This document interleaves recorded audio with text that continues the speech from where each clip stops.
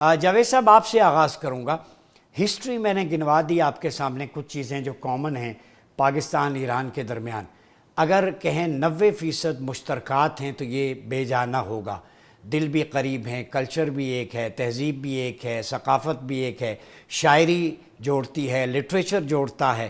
تو پاکستان اور ایران کے فیوچرسٹک جو ریلیشن ہے اس ہسٹری کے تناظر میں آپ کیسے دیکھتے ہیں؟ دیکھیں، جو دو جنگیں ہوئی ہیں اس وقت خطے میں، پاکستان اور ہندوستان اور ایران اور جو اپارتھائڈ اسرائیل، ان دونوں کے کچھ ٹیک اوے پوائنٹس ہیں. ٹیک اوے پوائنٹس یہ ہیں کہ ایک فطرتی بلاک بن رہا ہے، نیچرل بلاک بن رہا ہے، وہ ہے ایران، پاکستان اور افغانستان. اور یہ بلاک بہت ضروری ہے. ہمارے پاکستان کے اندر اسرائیل کے اوپر بہت کم بات کی جاتی ہے، اور جس تناظر میں بات کی جاتی ہے وہ ایک ٹائنی سیکولر طبقہ ہے جو ایک بالکل غلط پکچر پورٹرے کر رہا ہے. اگر خدا نخواستہ رجیم چینج آپریشن تہران کے اندر کامیاب ہو جاتا تو اسرائیل کے جو بارڈرز ہیں وہ آپ کے بلوچستان کے ساتھ آ جاتے.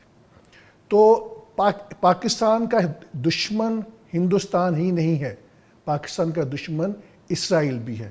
دونوں کا آپس میں اتحاد ہے، اور اگر رجیم چینج ہو جاتی تو صورتحال بالکل مختلف ہوتی.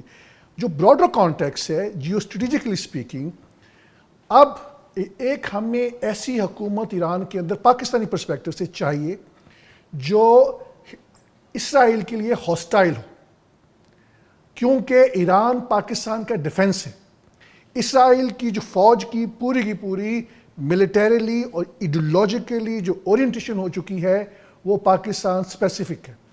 آپ ان کے سولجر سے بات کر کے دیکھیں کہ ان کو کیا پڑھایا جاتا ہے.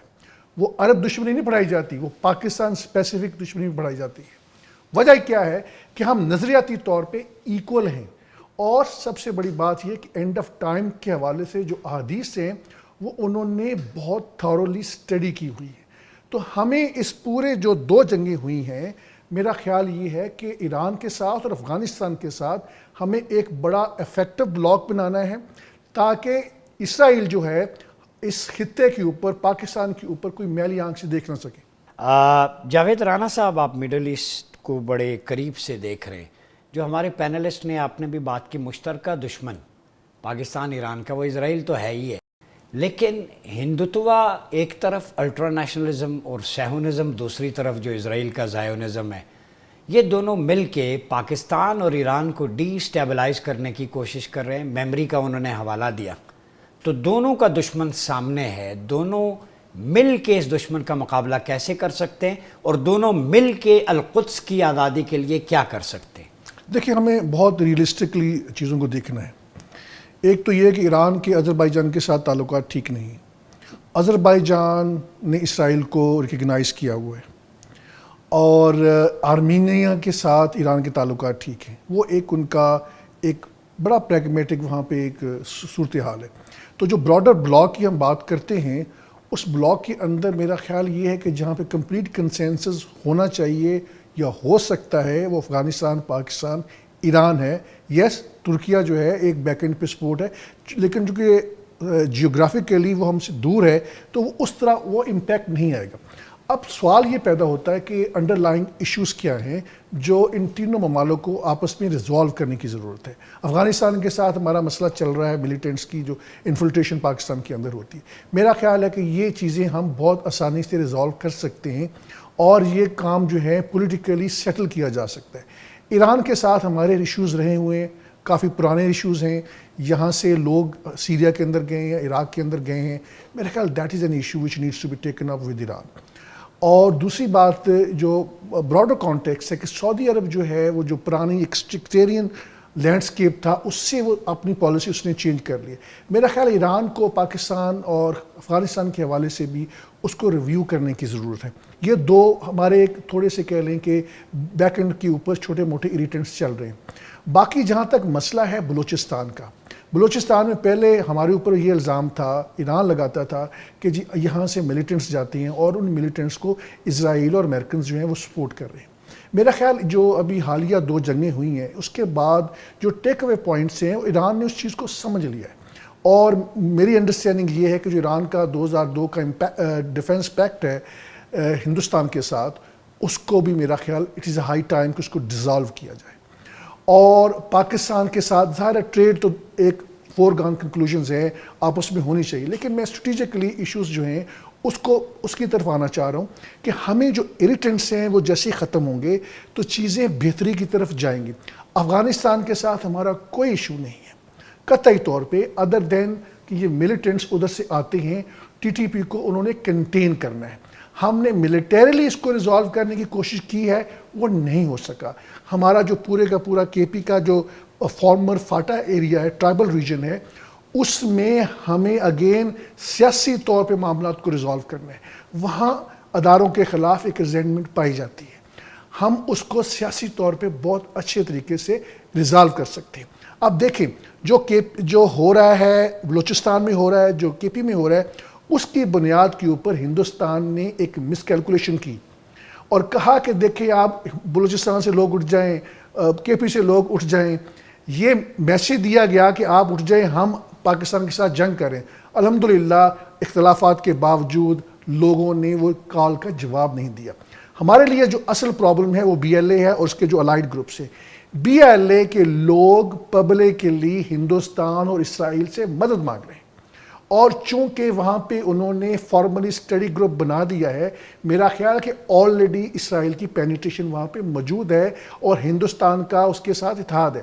امریکہ ہمارا دوست نہیں ہے, وہ صرف دوست ہے اسرائیل کا. اسرائیل کا جو ایکسٹینشن ہے وہ یو ایس اے ہے, یو ایس اے کے ذریعے ان کی یہاں پہ پینیٹریشن ہے. دوسری بڑی ایک اہم بات جس کو لوگ اگنور کرتے ہیں کہ جی اگر ہمارا اسرائیل کو ہم تسلیم کر لیں تو ان کی اسرائیل کی ٹیکنالوجی جو ہے وہ ہمیں مل جائے گی.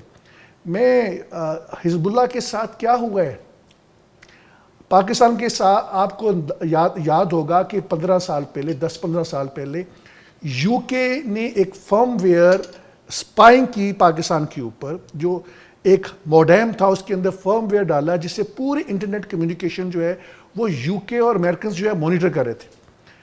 اگر ہم اسرائیل کی ٹیکنالوجی لیتے ہیں, ڈیفنس کی ٹیکنالوجی لیتے ہیں, ایگریکلچر کی لیتے ہیں, مارک مائی ورڈز, اس کے فرم ویئر کے اندر وہ مینیپولیٹ کریں گے اور ساری کی ساری اسپائنگ نیٹ ورکنگ ہوگی.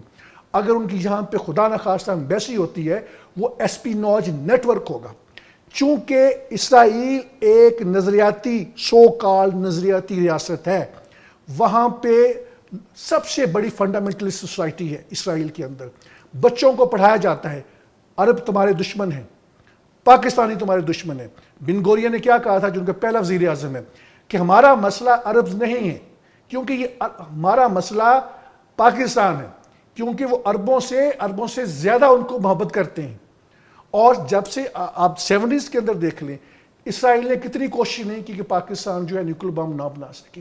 80s کے اندر جو کتنی دفعہ ان کا پلان بنا کہ پاکستان کے جو نیوکلیر انسٹالیشنز ہیں اس کو تباہ کیا جائے. عراق کے نیوکلیر انسٹالیشنز کو تباہ نہیں کیا گیا, ایران کے نیوکلیر انسٹالیشنز کو تباہ نہیں کیا گیا.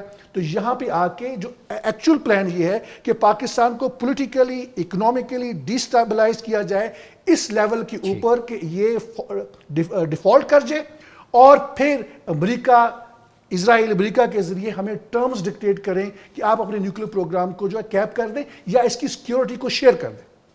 جاوید رانا صاحب, ون لائنر دے دیں, فیوچر کیا ہے پاکستان ایران یہ جو بلاک کی آپ نے بھی بات کی, ایگزسٹنس کے لیے, پراسپیرٹی کے لیے, ریجن کے لیے اور مسلم ورلڈ کے لیے کتنا امپورٹنٹ؟ میرا خیال ہے یہ جو فطری الائنس ہے یہ it's a matter of time, یہ بن کے رہے گا اور یہ بہت بڑا بلاک بنے گا, اور جو بڑی آنے والی جنگیں ہیں اس میں یہ بلاک کام کرے گا.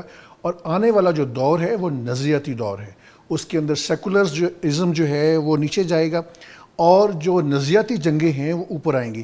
اچھی بری نظری اس کو یہ بحث نہیں ہے, ہمیں اس کے لیے اپنے آپ کو تیار کرنے کی ضرورت ہے اور ہمیں اس طرف پیش رفت کرنے کی ضرورت ہے کہ تینوں مالوں کو ہم کس طرح اکٹھا کر سکتے ہیں. اچھا جاوید صاحب یہ بتائیں کہ آخری سوال ہے آپ سے کہ مسلم ورلڈ 57 اسلامک کنٹریز ہیں, نیشن سٹیٹس ہیں, ٹیریٹوریل باؤنڈریز اپنی رہیں, لا آف دا لینڈ رہے, دو چیزوں پہ اکٹھے نہیں ہو سکتے, ایک فارن پالیسی اور ایک ڈیفنس نیٹو کے مقابلے میں, کیا کہتے ہیں؟ 1924 میں جو بریک اپ ہوا تھا آٹمن امپائر کا, وہ اس لیے نہیں تھا کہ مسلمانوں کا اتحاد ہو.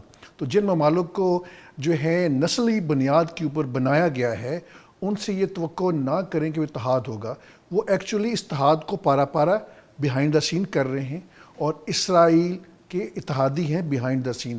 اس لیے میرا خیال یہ ہے کہ جو نیچرل الائنس بھی بلڈ اپ ہوگا اس میں پاکستان، افغانستان، ایران اور ترکیہ یہ زیادہ کلوز ہے. اس کے بعد یہ گریجولی چیزیں آگے بڑھیں گی. اس میں انڈونیشیا بھی آ جائے گا، اس میں ملیشیا بھی آ جائے گا اور پھر میں سمجھتا ہوں کہ آخری سٹیج کے اوپر عرب ممالک کے اندر ایک چینج آئے گا. اس میں پھر یہ سارے لوگ شامل ہو سکتے ہیں. یہ میں فیوچرسٹک بات کروں، that is a likely scenario. اچھا یہ جاتے جاتے یہ بتائیے، sectarian issues, economic issues, Kashmir, فلسطین معاملہ، خلافت تھی، متحد تھے، تو یہ سارے ایشوز نہیں تھے. نیشن سٹیٹس کے تحفے ہیں یہ سارے. نیشن سٹیٹ بڑی افیکٹولی کام کر رہی ہے اور نسلی بنیادوں کے اوپر بننے والی جو تقسیم ہے وہ اس نے بڑا افیکٹولی کام کیا ہے. وہ میں ان عرب ممالک کے نام نہیں بتا رہا جو بیہائنڈ دا سین جب ہوتیز کی حملے کر رہے تھے اسرائیل کی ٹریڈ کے اوپر تو وہ سپلائی لائن کہاں سے آ رہی تھی، کس طرح ویسٹ بینک کے اندر آ رہی تھی. تو ہمیں کسی بھی we should not be fool ourselves, we should not live in fool's paradise.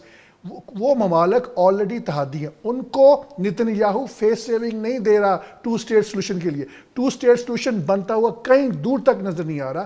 وہ پورا عمل کر رہے ہیں اس بات پہ to make it sure that two state solution نہ بنے.